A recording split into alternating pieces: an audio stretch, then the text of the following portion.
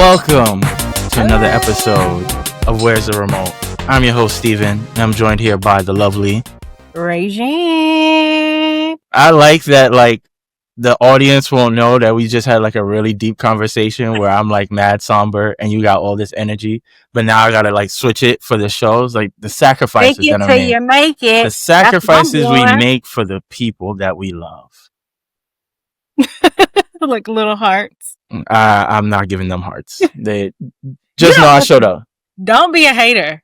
Don't start. I'm not hating on you. I'm just saying I'm not in the heart sort of spirit right now. You need to get to it. That's what I'm gonna get to it. Maybe this very topic will get me in that space. Because this week we're gonna be talking about, and I thought about this because we had a brief conversation about it. I don't know if this is my favorite genre per se. I do enjoy it. I watch a lot of content on it, but I won't necessarily say it's my favorite. Because then when I look at the landscape, it's I don't know. I love good storytelling. Yeah. And I think this is what makes me attached to this specific genre, which is, the MCU, which I guess is sci-fi, comic book, or whatever the case is. And I think it's really important to have this conversation for one or two things. Well, for two reasons. We are on opposite ends of the spectrum when it comes to our relationship to it, which is very interesting. But then also, I think it's reached a point where the MCU and comic books and things of that nature are such pop culture. Even if you're the biggest movie or TV snob, at some point you might have to watch at least one of these shows or at least one of these movies. Because whether you hate it or you love it, there is some good storytelling. There are some good dynamics to that kind of content. So I just thought it was important for us to have this conversation on it today. I'm excited. I'm literally excited. I'm excited because I'm going to learn something. I don't know if you learned something. I feel like I will. I only know so much. Much. I mean, I'm not gonna nerd out on it and really deep dive, but I'm gonna give you the tidbits. I feel there's obviously the two. Well, I think there's three types of people. I think there's the people who are more, or maybe four. There's the fourth person is the person they don't care, they don't watch any of it, they avoid it at all costs. I think that's hard though. Yes and no. I think it depends. I think if you really don't care for it, it's just nothing that you'll ever indulge in. I guess. Then I think you have your casual viewer, which I think you would be considered more of a casual person. Okay, what's the next category? Then I think it'll be somebody like me who's in the middle. I'm a fan, but I'm not a hardcore fan. I don't, and this is not offensive. I'm not throwing shade to nobody. I'm not doing cosplay. I don't really buy. I'm not really buying merch. I'm not buying popcorn buckets. I'm not buying, memorabilia or whatever. But it's I follow the shows, I follow the films or whatever. Then I think you have the hardcore fans who I read the comics. I go to every convention. That's true. I watch everything. I spend X amount of money, investing into these different universes. I got action figures and stuff. Yeah, that's just not my level of passion with it. But there's nothing wrong with it. Everybody has their own taste level when it comes to it. Yeah. So I think I think you're more casual and I'm someone who's in between. Yeah, I'm definitely casual for sure. Yeah. And I don't think there's anything wrong with that. No, definitely not. Definitely not. I like to be entertained. Listen, good shit is good shit. Period. That's for me. Good shit is good shit. So I think it'll be important to give a recap of what we'll probably be covering on today's episode. So, the business and creative impact that the MCU or just the comic book content in general has had on Hollywood. Our personal journeys as someone who I guess you would consider a super fan to a certain extent, and you as a much more casual viewer. And then I guess we could kind of give some, I could kind of give some MCU 101s. Yeah. Of okay, if you're someone who's never indulged, why should you indulge? What should you start with? What are some key things that you should pay attention to or things of that nature? So I guess it'll be important to start with our personal relationships with the MCU and like comic book culture altogether. Like, do you have a specific moment that you could think of like, oh, I remember when this was like circulating. As a casual, I didn't really care for it, but then at some point, this movie is the one that like, okay, I gotta go see that. I'm like, ooh. I feel like MCU wanted it real. Like, I think I want to say either the first one was either like when it really like became like this whole universe. I feel like when they started to really drop all the movies, I want to say it was either the Hulk or Iron Man. Okay, that's when it came across your radar for you, or you just mean? Sorry, yeah. Sorry, I was a little behind. I would say for me, from what I remember. Actually, but that's not behind. That's actually like the start. That's what I'm saying. So I was like, like maybe in middle school. So I was in that age group where I guess I was like the audience, where like that would be something that would appeal. Because, I feel like that's when they started making like these cartoon characters into like real life, what they call it? Live action. Live action. So I think I was like at the start of it where like, oh, okay, I can see where they're going with it. I can't remember if it was Hulk or Iron Man what I seen first, but I do recall like the whole thing kind of starting up. Okay. I want to say I seen both. I want to say I seen both. Round of applause for you. Round of applause for you, because that's literally. I mean, the argument can be made that like Blade started it all. Like with Wesley Snipes, like. Oh, okay. Yeah, I didn't know, and it's so crazy when they started talking about like these remakes and stuff, and they played in there. And coming from a kid who's seen Blade hundreds of times, I love that movie, even like the first and the second. Great, but it doesn't give me MCU. Yeah, because that was before it was like an official thing. It was kind of like, I think that was under Marvel. Yeah, it was also it was under Marvel, but it wasn't. I don't think it was under. It was definitely not under Disney. Like Marvel, Disney became a thing in like 2008. Yeah. So I guess this is where I like start to nerd out a little bit. Okay. And this is stuff that this is stuff that I've learned after the fact. Like, so to my understanding, Marvel Comics was like bankrupt in like the 90s or whatever. Okay. And so they started selling rights to their different characters to like different studios. So you had Fox had their group of characters. That's where you get like the Fantastic Four with like Chris Evans and Jessica Alba. Then you had like the X-Men with Hugh Jackman and the rest of them that came out in the 2000s or whatever.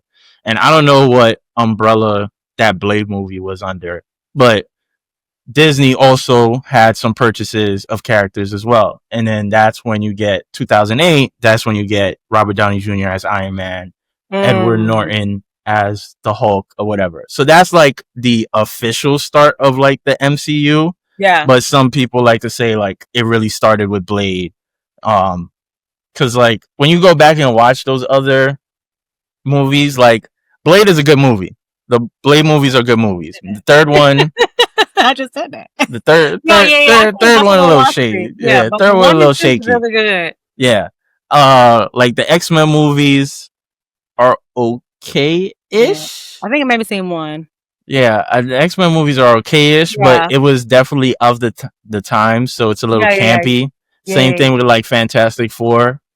I don't think the Fantastic Four movies are good, but it was also like 2000 whatever. So yeah, everything was not. It was a subpar.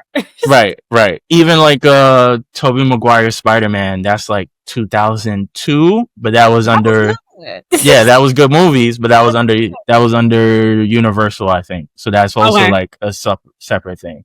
So 2008 is when like MCU officially started. Yeah, I would say for me, like when I became like, okay, like I'm invested, was probably until like maybe the third Captain America movie.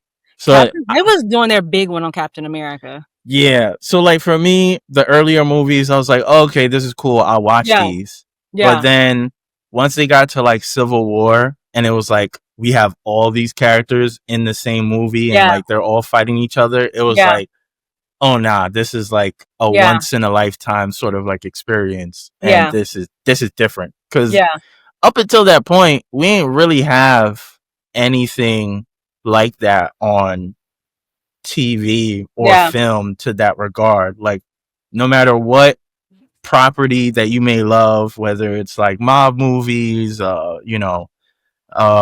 trying to think of other stuff like gangster movies or any sort of genre. It's always these central characters that are in this one particular property, and that was it. Or even like a Harry Potter per se. It's like we have these central characters, and then you'll add people on along the way. Versus you've had it was like all these other people from other stuff. Like, oh, I remember you from this. I remember you from this, and now they're all in one thing, and it was kind of like, this is an event. This isn't a movie. This was an event. So I think that's when it kind of like started for me of like, oh no, I'm starting to pay attention to this a little bit more than usual. Yeah. No, I'm with you on that. I'm with you on that. Because I feel like even when they started kind of dropping them, weren't they like doing like midnight releases where people would go to the movies at midnight? And like that was like a thing. I remember that being like a thing where they would drop and people would go to these midnight, and it was like an event, like you said, like it was an event. Right. Yeah, because for people that, even if you wasn't familiar, because they kind of had like a cheat code. If you're somebody who watched the animated shows, or if you're somebody who read comics, this is the first time that you're actually seeing these characters in live action. So that's the pull there. But then if you're somebody who's just a casual viewer, it's like, oh yeah, I watched this other movie, or I watched this other movie. Wait, you're telling me they're going to be in this same movie too? And so it's like, oh wait, hold on. This is an event. Like, I'm pulling up at midnight to see this, because I would have never thought this would have ever happened, because you really didn't have that in the previous like movies, because like I said, like all these different companies had rights. So it's like, oh, if you wanted Tobey Maguire's Spider-Man in the X-Men movie, he couldn't, because he's Universal versus there's Sony, and like or this person's Fox, and person is that. But then it was like, oh no, we have all these characters in the same movie. Like, this is a game changer. This is a game changer. And speaking of game changers, the MCU is definitely a game changer, because it literally, I think people don't talk about it enough, but I think it changed Hollywood in a multitude of ways. Clearly, I feel like even like, I'm kind of like skipping over because it's so many steps to this whole MCU. But I feel like once like the Avengers became a thing, and like it was like almost like a series, like a movie series, when they were like dropping them, and just how much money they put into them and how much money they were making outside of that too. Like, crazy. Yes. Crazy. Yeah. I think that's like the perfect analogy. It's like the MCU is literally almost as if every movie is its own episode of TV, all under the same season.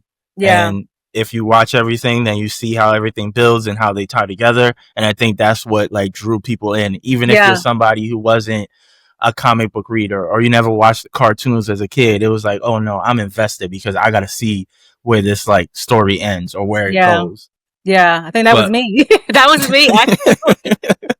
That's how they reeled you in. Got me. And it's so crazy. Like, I did watch like Iron Man and Hulk, but I do remember like when Captain America was dropping. Captain America was probably one of the biggest ones, from what I remember, my little memory. That was like really, they were kind of consistent with, where it was like they were really building on that Captain America storyline.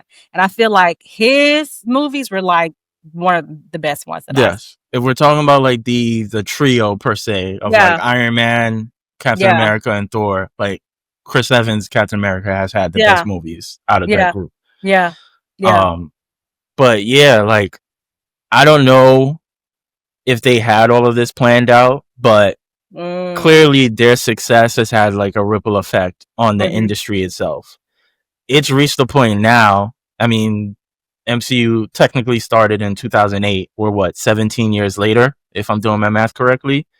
At this point, anytime you watch anything that's not, you checking my math. No, you're right. at this point now, if you're watching anything that's not MCU, you're probably recognizing an actor or actress as like, oh yeah, I remember you from this movie. I remember you from that. Like they've had any and everybody. Like we talking about newbies that you've never heard before to like icons like a Michael Douglas who's been in everything. Like who would have thought he was doing fucking Ant-Man movies? Like what are we talking about?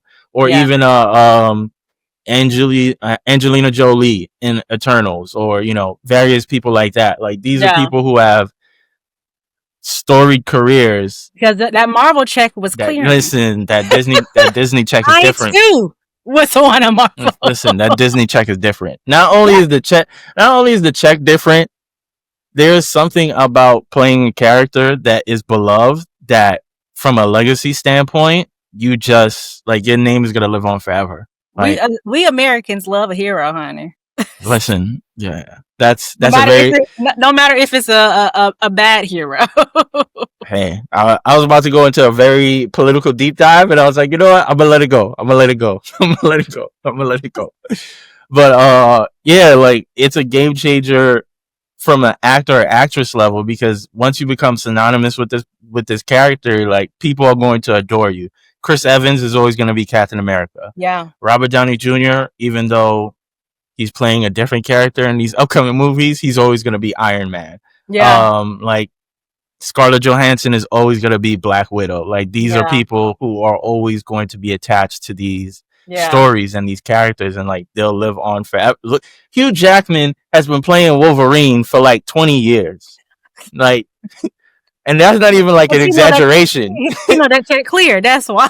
Yeah, like, and that's not even an exaggeration. Like he put in, he did a bid. He did a bid with the character, and he ain't playing. Like, so I think that's on one level. Then you also have the level of, and I give Game of Thrones some partial credit for this, but also like when you have rich storytelling, then it's like, oh no, we need more. We need a universe. Like if people are this invested, like we need to flesh out these other characters and these other storylines. So I think the MCU definitely started it, and I think Game of Thrones probably took it to another level to a certain extent. Well, do you think kind of like Star Wars kind of started it though? Not necessarily, because as someone who was never a big Star Wars person, but then started to watch them and like started to understand it a little bit more. Yeah. Most of the Star Wars content, minus most recently, is within the same storyline. So it's kind of like you have the movies that came out in the 70s.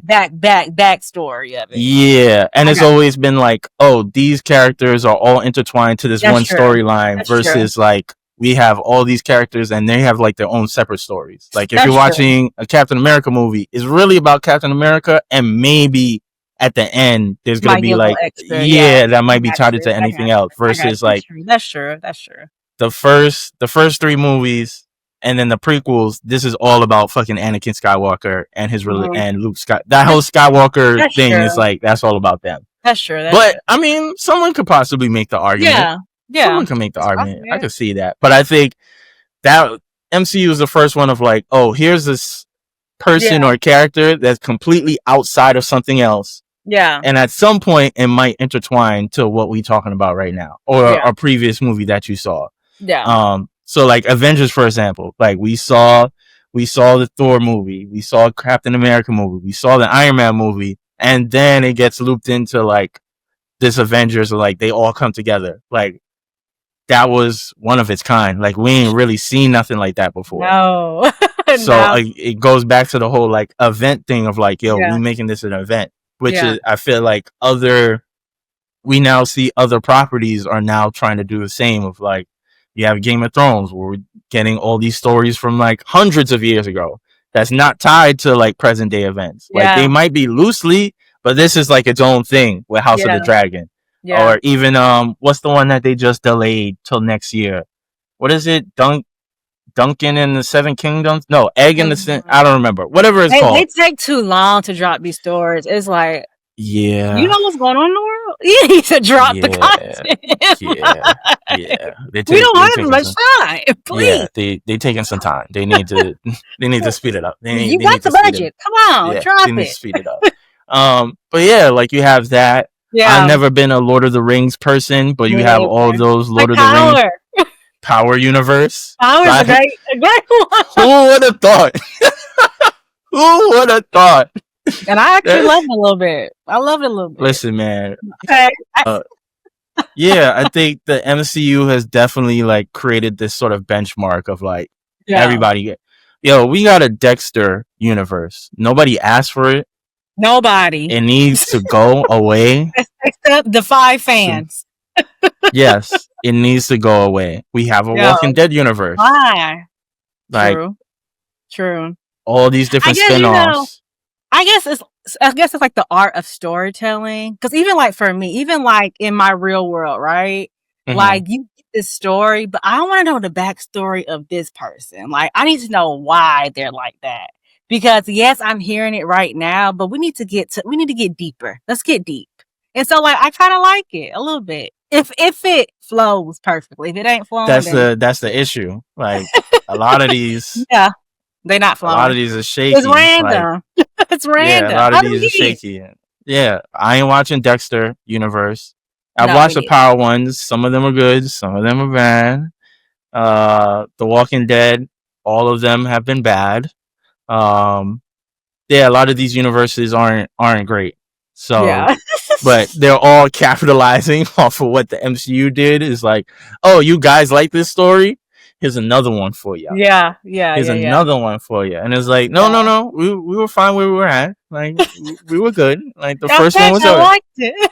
Yeah, like, let's relax. And I think probably, obviously, the biggest factor is the money. Like, it's a game changer. For a long period of time, when you were looking at pre-COVID, when you were looking at these box office numbers, it was these comic book movies that was just blowing shit out the water. And when in general, I mean, I could be wrong. I might be speaking loosely, but I feel like I'm also right. I think a lot of these box office movies also lean more sci-fi of like an Independence Day or I don't know. I can't think of anything else. But like these sort of non-traditional sort of forms of storytelling were always like the big draw, like action movies and things of that nature.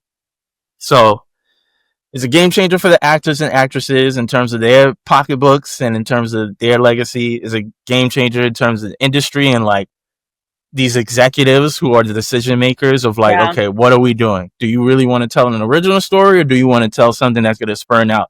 Take, for example, Sinners. Everybody fucking loves Sinners, but a lot of the conversation post Sinners was like, oh, we need a sequel or we need like, I was definitely one of those people. I would love a story about those Native Americans that started the movie. Like I would love some backstory of like, you know, how they got there. So it's definitely shifted the industry, not only from a consumer perspective, but primarily from like a production perspective and like how people are going about, you know, creating these stories and like whether it's going to be an isolated situation or it's like now you reach a point where it's like every movie has a post-credit scene and it's like we ain't had that. This is weird. We ain't had that. Like stay for the credits. Like no, I'm leaving. Like I'd rather not. I'd rather not. Yeah. But you know what? When I think about it, I bet it's especially for like the people that are trying to recreate this moment. I feel like for any director, just to continue this thing and to make it good, you know, like especially when you have something that's actually really, really good. What is the probability that your next 3 to 5 projects that's in this universe will actually be good? But I feel like with the MCU, especially with the Avengers, I would say, especially like honestly up until Black Panther, I would say they were pretty much high ranking, I would say. I can't really, because even like the Thors were pretty good until like the end. But even when they took, also jumping around, but like even like the Yoki, that's Yoki, right? Loki. Like even like his series was pretty good. I like the Loki series. I think, and coincidentally, you be reading the episode notes. You be reading the episode notes because that's essentially the next topic of like. Look. I think in some ways, I guess we didn't really talk about like the negatives of it outside of like, oh yeah, everybody's doing it, and if it's not good, then obviously it's gonna fail. Yeah. But I think we also kind of are ignoring like the creative aspect to it. So it's like these are movies and TV shows for the most part, and yeah, for the most part, these are all stories and ideas that already exist. Like all these concepts and ideas are based off of comic books or are based off of specific novels or whatever. So as a director, you don't really have the creative freedom to like express yourself in the way that you can. Like, yes, you might be able to do some, but then it's also like, hey, we have this point that we need to make. And then on top of that, not only do you have to achieve something in this film, this is also a piece of the puzzle. So it's like you also have to be able to connect to this larger story that we're trying to tell at the same time. So it kind of like puts handcuffs on you as a creative.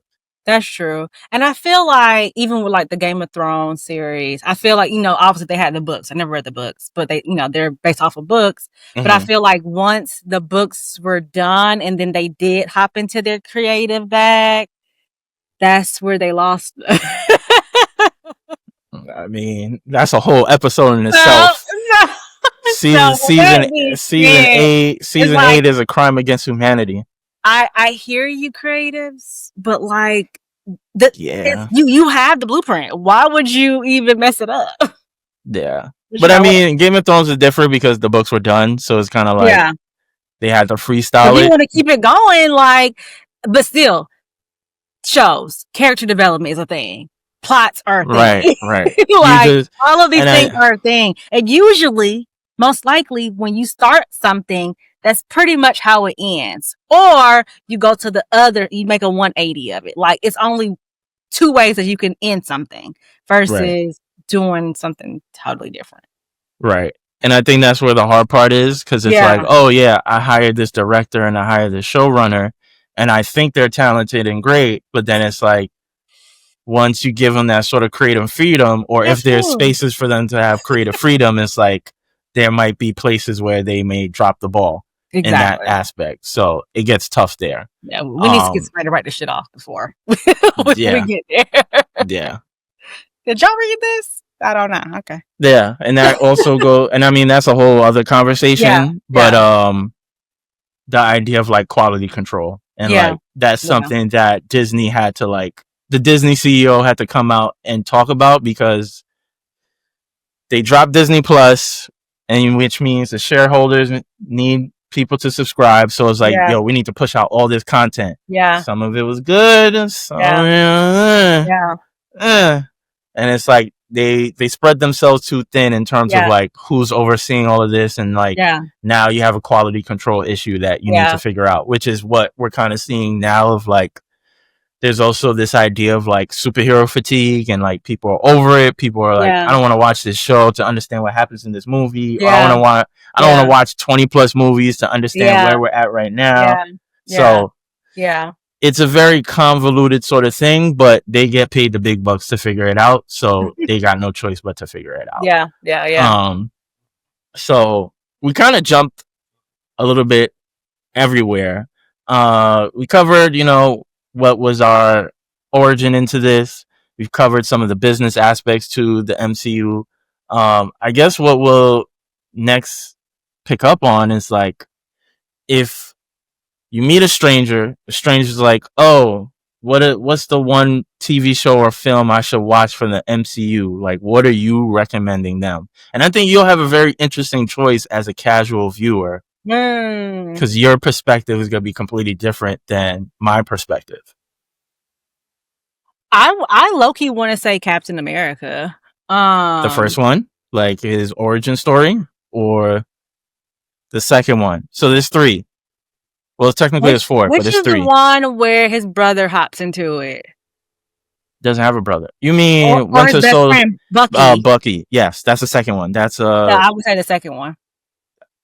And that's probably that was probably the first movie that they released where it was like, oh, okay, this is just not another superhero movie. Like you guys could do like a spy sort of thriller thing, and I was kind of like, oh, okay, this is different. That's a really, really good choice. Yeah. That's a really, really good choice because Winter Soldier is probably a top 5 MCU movie. Like, there's no denying that. And I feel like even like with the Avengers, because I feel like that's a good place to even get into the Avengers, because eventually he kind of comes back around, you know? And so if you start there, you kind of like know where his origin comes from. So you're not too confused. You kind of know some things, but I think that's like a good starting point at least.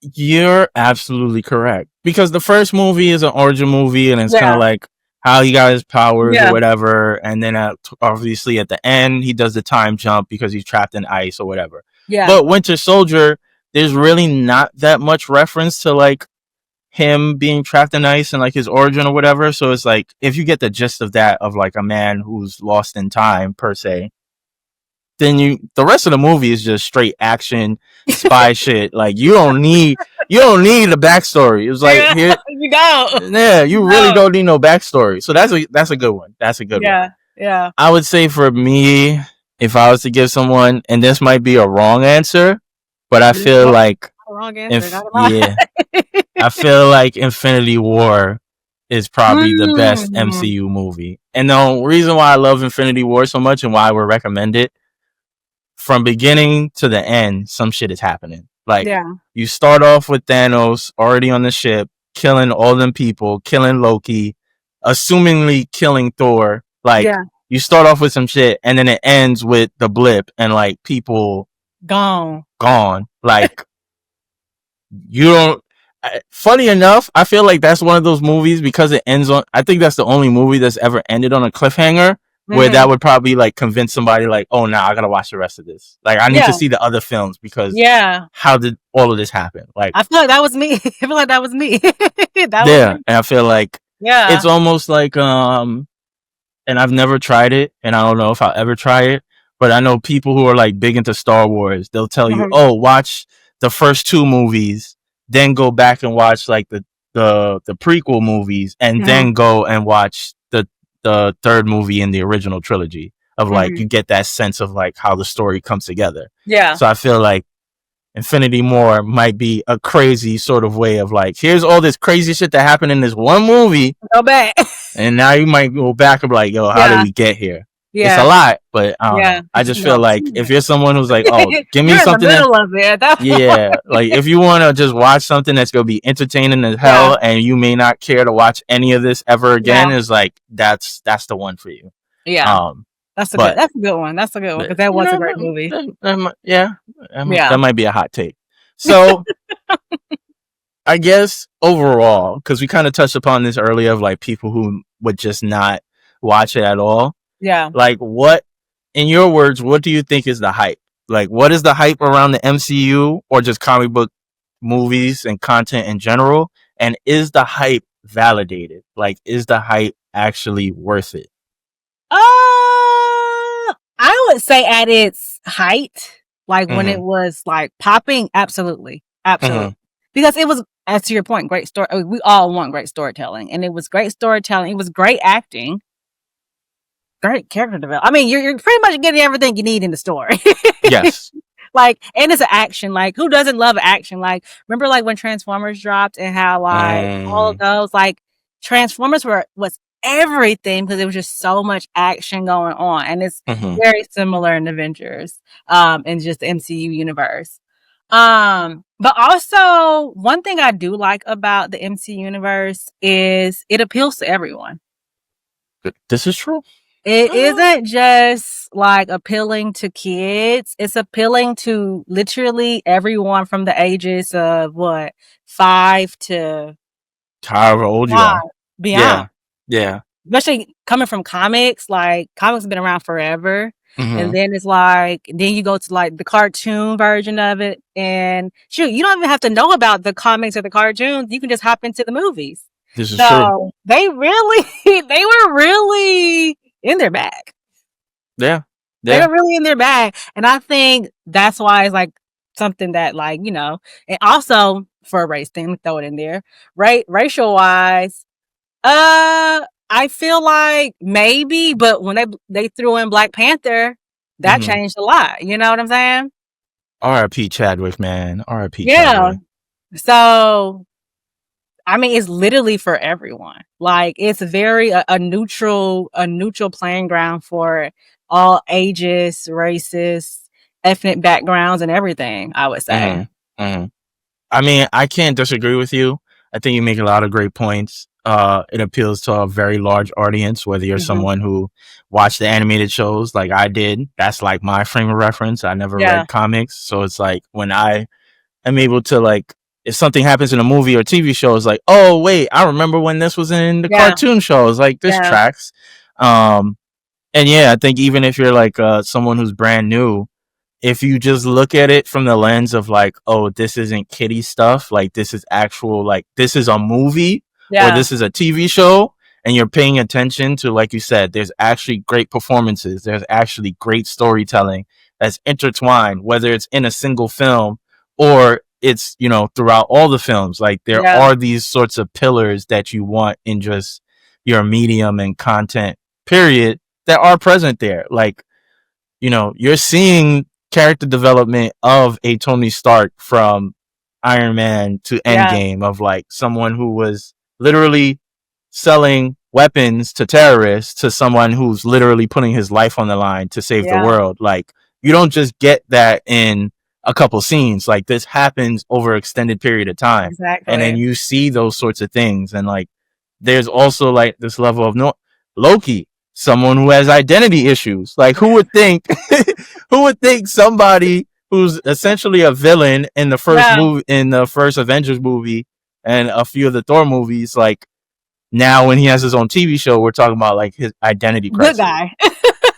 A good guy. Right. One of the Iron Man movies, he's dealing with PTSD. Like, these are real sorts of things. Like, these are real sorts of subject matters that you would normally see in like a drama or a thriller per se, but it just happened to be with superheroes and like, you know, aliens or weird stuff or whatever. It's the same thing with like these post-apocalyptic shows. Like, there's still a level of realism in terms of the subject matters. There's just, you know, elements that make things a little bit different. And I think that's what even makes it, I think that's what makes the hype even real, because it's like, imagine you got PTSD or whatever from dealing with some shit, but come to find out, you got to put that to the side because the world is about to be like there's a realer shit going on. So I think that's what it creates, those sorts of layers to it. So it's like, oh no, this isn't just some movie of some guy who's just making a suit made out of iron. Like, this is somebody who's actually going through like real things of like having daddy issues, of like, you know, dealing with his deceased parents and all these layers, and like his mentor is someone who's also trying to kill him at the same time. Like, all these different layers at the same time. He just happens to be someone with some elite level talent and doing something that nobody else in the world could do. So I think it's definitely worth the hype, especially when you said at its peak. Maybe more recently, from a quality control perspective, things have been a little bit shaky. But it's hard. It's hard to, like, when you are at your peak, it's hard to beat that. Like, people fail all the time, except one person that I know. And I think also there is some like revisionist history. I think a lot of people are, I think maybe more casuals, and even some of like the more hardcore fans of like, they're still off of that high of like Infinity War and Endgame and want that same high again. And it's like, that's one, hard to replicate. And then two, if you actually go back and rewatch all the movies prior to them, there was definitely some duds in there. There was definitely some movies that was like, this was cool, but if y'all ain't do this, I would have been fine without it. So I think there's definitely some revisionist history with that. But I think overall, when we're talking about like that original saga and that original storyline that leads up to those two films, like, you ain't really gonna get nothing better than that. Like, it's essentially the equivalent to, you know, those big battle episodes that we saw in Game of Thrones, or like major events that we would see in The Wire or things of that nature. Like, those, like, they still had those same elements of like, we building things up to this one event, and like, this is going to change stuff forever. So yeah, I think the hype is real. I think the hype is real. I think so too. Do you have a specific moment that like stands out for you from like the stuff that you have watched? Like, I feel like once after was the end game, that's the like the long extension. After that, I thought you tapped out. Yeah, like okay, that's why we came here, right? Like, oh okay. Yeah. Like I feel terrible to say that, but no, that's fine. After that. Do you think? I feel like okay. Let me say this: I tapped out, but I feel like that was and I think maybe they tried to do this where I think they did with the Captain America, where they tried to recreate another Captain America. And it's when they try to bring in new heroes and stuff. But these new heroes need to be better than the last one. You know what I'm saying? Think that. Like, and I think I don't want to see the same thing. Like, give me something new. Yeah, and I think that's also something that they kind of like. It's not their fault, but when people think about it, and it's definitely something that has been discussed online already, like when Robert Downey Jr. was casted as Iron Man, he was essentially an outcast. Like I forgot what other. I think he did. Crazy enough, he did Tropic Thunder, and Iron Man came out the same year. Yeah. But like he was essentially an outcast. Like he had the drug issues. He had his, that. Then Chris Evans, he was okay, but he ain't never been in anything major. Like the Fantastic Four movies weren't that great. Yeah, he probably did some other like teen-centric movies around that time, but he was he was essentially not a new person, but he was like an okay actor. Yeah, nothing like groundbreaking. And then Chris Hemsworth is Liam Hemsworth's brother, so and he was the lesser known. Like Liam, I think was way more popular because he was in more like teen movies and content out that time. So it's kind of like here's these not nobodies, but these three people that we gave a shot, and they just happen to just do so well, and it worked for them. Like they became so synonymous, so it's like hard to now let's introduce these new people, and like it's not the same. Like I feel like this is a probably issue in Hollywood altogether, but there are bigger fish right there too. But I feel like even like with like new series that are like The Chi, that's like a perfect example where like all these older actors and actresses come on and like they try to like it seems like they're trying to recreate whatever they created. And it's like I feel like instead of bringing these new people on, we should really try to tap into some like these people that we don't even freaking know. Like, I don't want to continue to see the same people I've been seeing for the past 20, 30 years. Like, there are so many people who want to be actors and actresses, like, that we can tap into. This is true. I think it's a combination of things. I think what you said is exactly right. We need new people and people who are talented enough to do these things, which is funny because there was like a rumor of who would possibly be like the next Black Panther, and I remember telling a friend we don't need a new one. Yeah, and I remember telling a friend who the person was, and they I don't want to mention it just in case nobody knows, and just in case the rumor is true. Yeah, but I mentioned it to a friend who the person was. They was like, "Yo, like I'm good. Like I've seen this person in other stuff. I don't want to see them. I don't want to see them play Black Panther. Like I don't want to see them do this." And it's like, yeah, we probably need like because I think giving somebody new, it's like, okay, I don't have a benchmark for you to like assess. Right. But I also feel like that's the fickle thing about the audience. Because I don't have a benchmark to judge you as an actor or actress, but if I have this previous character, then it's like you not measuring up to that. So it's like exactly. Because what's his face? Anthony Mackie playing Captain America now. Like it's not the same Captain America as Chris Evans. He's not supposed to be the same. Right. But also it's just the content he's been in hasn't also been as good as Chris Evans' content. So it's kind of like you set up for failure either way. Yeah. But I think I do track with like you're probably better off getting somebody brand new. So it's like, okay, he's a brand new person, never seen them before, or they've been in very little. So it's like I can't judge you so harshly. With the same the new dude who's playing Superman. It's like Mm-hmm. He hasn't been in that many things. Like, he's been in a few things. Like, he was in that Twisters remake. I think he was in some horror movie or whatever, and some other stuff, but nothing that I would really watch. So it's like, when I'm watching Superman, it's like, okay, I'm judging you just based off of how you're doing it versus, I'm comparing you to somebody else. Yeah. And I think sometimes actors and actresses, sometimes when they're like in a character that they're really kind of made for, and then they get into something else, it's really sometimes hard. And sometimes it's hard for them to like kind of make these characters so separate, because you kind of just see this one person in this character, and they're different. So I think that's the other hard part for them too, as well. I see all the time where it's like, oh, you really just playing the same character. Yeah, it's tough. It's tough because especially a lot of I mean, it depends, but in some of these instances, if somebody performs something so well, then the source material then eventually starts to blend with them. So like, for example, this is me nerding out again with random information that I found out. So like, for example, so like, for example, Batman, when the animated series came out in the 90s, there was such a positive reception. I think it even has like a not a Grammy. I think it has like an Oscar or some shit. But because the reception was so great for Batman, eventually the comics started to mimic like the tone and the sort of like aesthetic of the animated show. And it's the same thing of like the comic books with the MCU. I don't think there was ever a Black Nick Fury until someone came up with the idea of, Sam Jackson should be like a Nick Fury.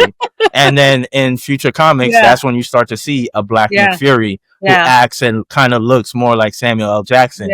So I think it gets tough in that sort of aspect, because once you embody a character so much, or the character essentially embodies you, it becomes synonymous. Like I said earlier, I can't, like, yes, Robert Downey Jr. is good enough where he does other stuff. I don't think of Iron Man, but I can't see anybody else playing Iron Man, because Robert Downey Jr. has such a very specific sort of aesthetic and sort of portrayal with that character. So I don't know. Yeah. But I feel like we covered a lot. We've covered the business. We covered our relationships to it. We covered whether the hype is real. Okay, here's a random question. Do you think, as someone who has fallen off the wagon with the MCU, do you think they are capable of returning to their glory in some capacity? I think in some capacity, but I feel like it's almost like they're gonna have to recreate Avengers maybe in a different way. Like, and it's okay, they might have to start all over. Like, start a whole new storyline from like the original until we get to the meetup. Yeah, that's essentially what they're. I feel like the formula is great. The formula is there. Obviously, the formula works. It's just they're going to have to recreate it in different ways. Yeah, I mean, that's essentially what they're doing with the next 2 Avengers movies that come out next year and the year after that. I think they've realized that sort of sentiment of like, and not to shoot them some bill, a lot of shit happened. We had the writer's strike from last year, the year before. You had COVID. COVID ruined a lot of, for example, the Captain America TV show with Anthony Mackie. The original plot was like there was some sort of like epidemic virus thing going on, but then obviously COVID happened, and it was like, oh yeah, we got to scratch that. We don't want to go back. We got to get that out of here. So we could, and those are just the sorts of things that get leaked out in social media. Who knows what other things that possibly changed because of the writer's strike. Had dropped like this whole thing where they were like talking about like everything that was going to happen. They announced Blade with Mahershala Ali in 2019. It is 2025. We ain't see Blade since. Well, we saw Wesley Snipes Blade in Deadpool and Wolverine last year, but we ain't seen Mahershala Ali in Blade since. So there's been a lot of things that have transpired. Chadwick Boseman passing away, because for like someone to kind of like carry the torch once Endgame was over, he was probably going to be the one, along with like a Spider-Man, that would have done it. But with him passing away, like, that changes everything. So Yeah, I think what you're saying is actually what they're doing with like blowing things up and like starting over, starting afresh, and like we'll see what happens after that and whether they'll be able to do it. And I think that'll probably be the route. I think for me, I think I don't think they'll ever get back to glory. Unfortunately, I think not as big as they were when they yeah, because I think they created such a once in a lifetime experience. You can't recapture that. It's impossible. Like once you've experienced it, like you've already done it. Like there's nothing else you could do that's like, oh, okay, like because these are all like new people and new characters that we're seeing for the first time. Like these are people that are pivotal to the story, and like once you've done it, like yeah, you could do it with different characters and a different storyline, but it's the same sort of formula. Yeah, I would say any of like the big movies, so like Avengers movies or any team up movie, Billy off the bat. Like people, whether you care or not, like people gonna go watch it. Yeah. But that level of investment that people may have had previously of like, oh, nah, I gotta watch the next movie because this is gonna possibly lead to something else. I don't think that's gonna happen again. I think even so, on a storyline. I don't see it. I think people. I think a casual audience has gone. There's been so many subpar movies and TV shows that I think people are turned off. So it's like, oh, I'll catch it when it comes on streaming. I'm not gonna go and watch it. Everybody's doing that now. Right. So it's like I'll catch it when it's on streaming versus. That's why I feel like this is like the best. I feel like a lot of things in media are just super subpar. Like people are just, it's like almost like they're just trying to throw it out there and stuff. But I feel like now is like the best time to just really get there and brainstorm and just it's something in there. it's something in there that is next level, and it could be like pay me, like astronauts or something, like be in outer space, like that type of heroic stuff, or pay me in the ocean. Like there's so many things that we haven't even jumped into. Like I think they've tried. I think the issue is I think it's a multitude of issues. I think you have your executives and your stakeholders who are just looking at the analytics and the numbers of stuff. So it's like, hey, every X amount of years or months, something needs to be released. So you have that. And then I think is that and their disconnect between the actual creatives that are creating the stuff. Exactly. Like they need the time to like develop these stories, or they need the time to like perfect these visual effects. And because there's this constant clash, that's why things aren't. Yeah, capitalism is ruining it. It's killing it. It's killing everything. Yeah, it's like how long? How long? Yeah. So like I mentioned the quality control thing that they've talked about. So it's like, yeah, these things could be slightly better, but I don't know if it's gonna reach the point where it's like, oh, this is gonna be. I don't imagine. I'll say this. I don't imagine that they'll ever drop. And I hope I'm wrong, but I don't imagine that they'll ever drop another movie that we could then say, oh yeah, I'm pushing this out of my top 5 MCU movies. Like, I don't think they're dropping anything better than Winter Soldier. They're not dropping anything better than Infinity War. Yeah.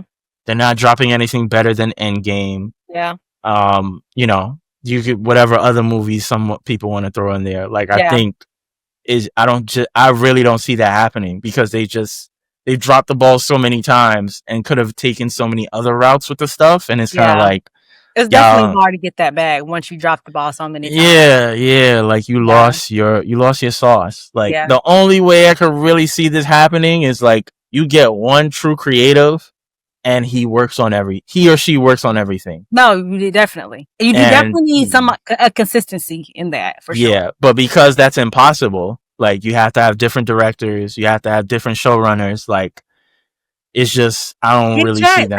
Pay the check. That's I don't even think that's a check that anybody could write because like that if you want me to direct every single movie in this universe and then also be a showrunner for every single TV show, my asking price is $1 billion off the bat.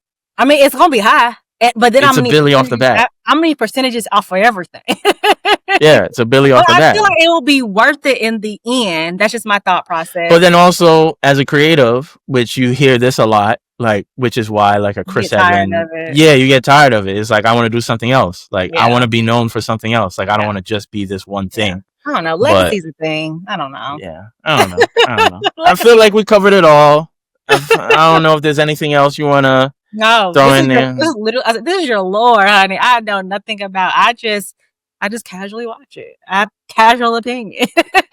Yeah, I definitely got really invested in it over the years. Like I enjoy them. I don't watch it as much as I used to in terms of like rewatching it, but yeah, I've just enjoyed like the storytelling that they've done. Yeah. And then even probably maybe not so much now because I've already indulged it so many times. I've enjoyed the rewatches because now I'm watching it with a different lens. So now before it's like, oh, I'm watching this action movie or this comic book movie. Now it's like, wait, I'm watching Robert Downey Jr.'s performance and like how he's displaying this. Or even like, hey, him and Captain America start arguing in the first Avengers movie, and then we see them really fight in Civil War, and it was like, here's this build up to all this, and it's like, y'all was writing down some notes. Y'all was writing down some notes. They can do like that again. Seeing stuff like that, or even something that blew my mind when I found out or I caught on. I think in the Avengers movie, Tony says something of like, when the aliens come, he's like, up there is the end game. And then we then have the end game movie like 10, 15 years later. And it's like, y'all was planting seeds and I ain't even peeped. And that's why that's why the hype is legit. Exactly. That's why the hype is legit. Because when it's on, it's on. Like when it's on, it's on. But when it's off, it's off. We can see it. Yeah, it's a little dicey. But I think we covered everything. I don't have anything else. So we know you gotta go through the rundown, the call to actions to the lovely people out there.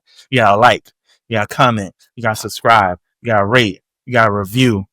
I feel like I'm missing one. Follow us on all socials. Like the lower third showed up earlier in the clip, Like they showed up, like go follow. And that's it. That's all. Like I ain't got nothing else for the people. Tell your friends to tell your friends to tell your friends. Yeah, yo. And we could be friends. Tell a friend, and we could be friends. What? How it go? I feel like that's a rap lyric. I can't remember. It is. Yeah, it's fine. All right, I'm leaving. All right, we out. Hey!